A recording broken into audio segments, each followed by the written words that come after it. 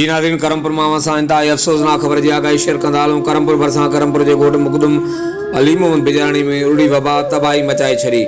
उरड़ी सबब इलाही बख़्श बिजाणी जो पोटो अढाई विरहनि जो सोहेल अमीर बिजाणी पुट अमीर बख़्श बिजाणी उरड़ी वबा सबब सखर जी अस्पताल में फ़ौत थी वियो। उरड़ी वबा सबब नींगर जी तबियत अचानक ख़राब थी पई। वारसनि इलाज लाइ नींगर खे बेहोशी वारी हालत में करमपुर निजी अस्पताल आंदो, जंहिंखे डॉक्टरनि बहितर इलाज लाइ सखर अस्पताल रेफर कयो। नींगर सखर अस्पताल पहुचण शर्त इलाज खां अॻु फ़ौत थी वियो। वाक़े सबब नींगर जे घर में कोराम अची वियो। कुछ अरसे दौरान साॻे ख़ानदान में उरड़ी वबा सबब 3 ॿार फ़ौत थी चुका आहिनि, जॾहिं त केतिरा ई ॿार उरड़ी में वरितल आहिनि। ॿिए तरफ़ फ़ौती नींगर जी जनाज़ा नमाज़ शाम 3 वॻे अदा कई वेंदी आहे। वक़्तु आगाहण लाइ ॾिसंदा रहो JTN वेब न्यूज़ करमपुर।